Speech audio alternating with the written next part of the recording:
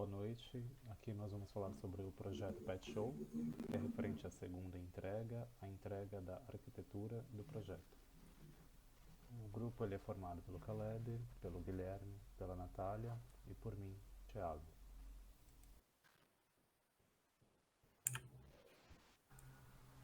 Bom, aqui a gente vai falar um pouquinho sobre o porquê que esse projeto existe e basicamente o que a gente está tentando demonstrar é o nível de preocupação dos donos de animais com os seus pets.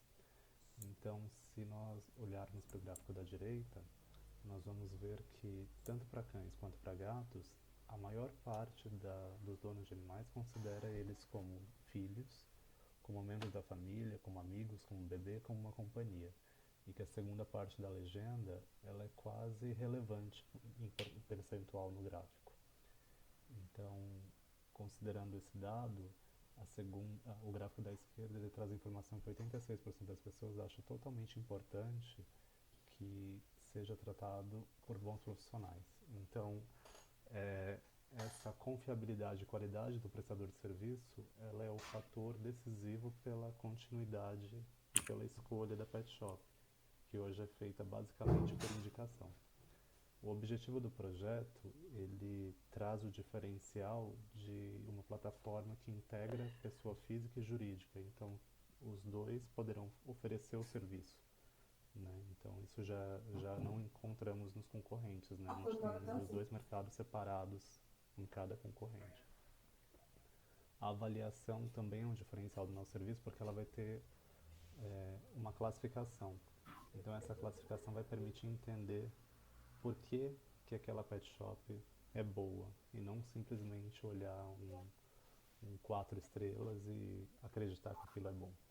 Então a gente vai trazer mais informação, como por exemplo o Booking.com traz para informações de quartos de hotel. A comparação efetiva entre prestadores também é um diferencial, assim como a busca baseada em geolocalização, apenas um dos concorrentes oferece. O gerenciamento do projeto ele utiliza a metodologia Scrum. Então nós estamos fazendo sprints semanais com dailies via Telegram. O nosso backlog ele fica no Zen Hub e nós fazemos as cerimônias de sábado via Hangouts. As outras ferramentas são basicamente as ferramentas da matéria, tendo o ressalvo para o GitHub, que é onde nós colocamos o repositório do códigos de back-end e de front-end, em dois repositórios distintos. O Google Drive a gente está colocando algumas coisas extra, por exemplo, essa apresentação que ela foi feita compartilhada. O BR modelo nós usamos para fazer o MER e o DER. E o Just in Mind foi usado para fazer protótipo de baixa fidelidade das telas. Então foi onde a gente desenhou o nosso projeto, né, como vai ficar a aplicação.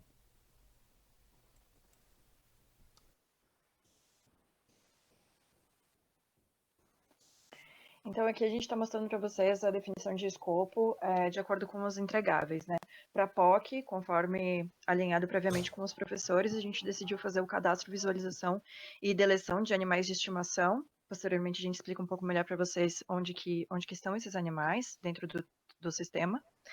Para o MVP, a gente tem alguns CRUDs, então, tela para inserção de dados dos prestadores de serviço, visualizações de serviços cadastrados em lista, visualizações dos prestadores que prestam um tipo de serviço específico e visualização de todos os serviços prestados por um prestador específico, tá? O processo, efetivamente, que a gente escolheu fazer para o MVP é a avaliação dos serviços, de acordo com parâmetros previamente definidos, correlatos ao ambiente PET, como o Thiago bem mencionou. Então, esse vai ser o processo que a gente vai desenvolver para o MVP. Já considerando o produto pronto, a gente vai adicionar ainda ao MVP as filtragens e ordenações dos prestadores, né, de acordo com critérios pré-definidos, lá na lista de prestadores, fazer o agendamento de serviços, realizar a comparação de serviços de dois prestadores, visualizar através de geolocalização os estabelecimentos e realizar a negociação de preços.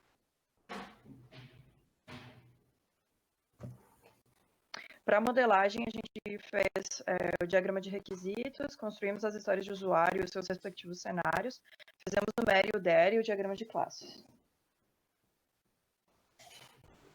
Aqui no Mero, nosso Mero está um pouco complexo para quem está vendo ele pela primeira vez, mas alguns pontos que a gente gostaria de ressaltar são relativos principalmente ao agendamento, né, que é esse que está bem no meio da tela. Então, esse agendamento ele está conectado com mensagem, porque vai ser possível trocar mensagens do cliente com o prestador para realizar uma negociação de preço. O status desse agendamento também vai poder ser acompanhado. Vai poder ser feita uma avaliação em cima desse agendamento, né? Então, todo agendamento vai ter a sua própria avaliação. O agendamento ele é feito através de um serviço, é agendado um serviço e pode ser agendado um serviço, um adicional em cima desse serviço. E também é possível que a gente selecione o animal de estimação específico do cliente para designar qual animal, se porventura ele tiver mais de um, qual animal de estimação que estará recebendo aquele agendamento. Em relação ao diagrama de classes, a gente dividiu ele em camadas, né, no caso. Aqui a gente teria a camada mais próxima ao front, né, que seria a parte do controller, que serve basicamente para expor os endpoints que a gente desenvolveu para o front-end, processar o fornecimento de dados para a parte da tela, né. O representation aqui, ele é o objeto retornado por front para não expor o objeto de domínio diretamente, né. E tem a parte do Facade também, que é basicamente um agregador de serviços, ou seja, ele pega várias regras de negócio e une em um único objeto e retorna para o controller eventualmente. Aqui a gente tem mais a camada de serviço, que é voltada para o... que é voltada para a parte de domínio, né? E a gente aqui tem a aplicação do pattern proxy, que basicamente o proxy é uma camada adicional de segurança, na qual a gente pode colocar algumas validações, e a implementação, que é a realização dessa interface, né?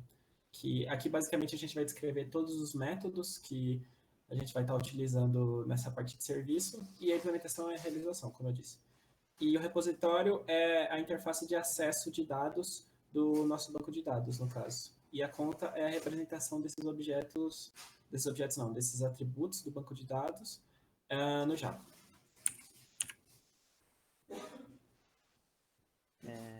Sobre a arquitetura, nós acabamos escolhendo uma arquitetura cliente-servidor. Teremos basicamente duas aplicações que vão se comunicar através de APIs, uma com front-end e outra com back-end. A do front-end vai ter, obviamente, as ferramentas relacionadas a isso, como o Angular Material, o Sass, para fazer estilo, enquanto no back-end vai ter tudo que está relacionado tanto a regras de negócio quanto a a persistência no banco de dados, como o ClearDB, que vai ser vai ser o banco de dados, que vai usar MySQL, Spring, o Spring e o Spring Boot. Tudo isso vai ser colocado dentro do Heroku. E no back-end, como a gente viu antes nos diagramas de classe, vai ter também algumas camadas. Então vai ser meio que um pouco das duas arquiteturas, no fim das contas, nessa nossa aplicação. Pode ir para o próximo. Sobre a mantenibilidade, a gente tem, para ferramentas de teste, a gente tem o JUnit 5 por Java, que já é uma ferramenta meio que padrão para as aplicações, para testes automatizados. O Cypress, que é uma ferramenta que é muito fácil de configurar e muito fácil de utilizar. Por isso que acabamos escolhendo ela para os testes no front-end. E o Cucumber, que vai ser interligado aos dois para poder mapear a história de usuário com os códigos para os testes. Para análise estática, a gente tem o Code Cove, que vai servir para fazer cobertura de testes, para ver quanto do nosso código foi coberto pelos testes que a gente desenvolveu. E o SLint para poder ver se o código está respeitando determinadas regras definidas pelos desenvolvedores de uma escolha que a gente fez, que no caso é a escolha do Airbnb.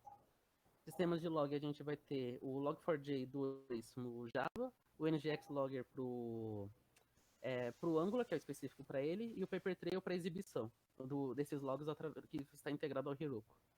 O Librato vai estar como ferramenta de monitoramento para ambas as aplicações, e integração contínua, para a parte de automatização mesmo, vai estar no GitHub Actions, que é integrado ao GitHub, por isso que foi escolhido. Pode ir para o próximo. Em relação à segurança, a gente utiliza o Proxy Pattern, né, que basicamente faz com que a gente mascare a chamada do serviço e adicione uma camada extra de validação na chamada do próprio serviço, né, e consequentemente do repositório que está abaixo. O Spring Security, ele como eu posso dizer, alguns aspectos nativos que tornam a aplicação mais segura. E também a gente vai usar o Bcrypt, que é parte dele, né, para fazer a parte da criptografia, que as senhas todas vão ser salvadas criptografadas. O pagamento ele vai ser especializado através da PagSeguro, porque como a gente não tem muito foco na parte de pagamento, né, é melhor a gente terceirizar para melhorar a qualidade e para ter mais segurança tanto para a gente quanto para o cliente. Além disso, tem a conformidade com a LGPD, que é basicamente a gente manter os dados dos clientes seguros e caso o cliente queira remover os dados da plataforma, ele consegue fazer isso via aplicação. E em relação à viabilidade financeira, a aplicação, como o Caleb disse, né, vai ser tudo deployado no Heroku. E dentro do Heroku, tudo é escalável. Só que cada coisa vai ter, vai ser escalável de uma forma diferente por um valor diferente. E a partir disso que a gente desenvolve a viabilidade financeira. Bom, para entender por que a gente está cobrando uma taxa sobre serviço de 6%, a gente está pensando na cobertura dos custos da nossa aplicação. Então, a partir do lançamento da aplicação, a gente teria custos com a API do PagSeguro para poder fazer as transações financeiras, que representam grande parte desse custo, e a gente teria custos com a escalabilidade via Heroku, né, para poder atender o volume de acessos, mas teria um início gratuito. O nosso investimento inicial ele é zero, né, porque a gente está entrando com o nosso tempo como investimento para poder desenvolver a aplicação.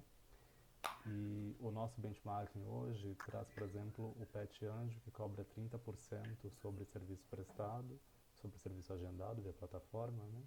E um Airbnb, por exemplo, cobra 14%.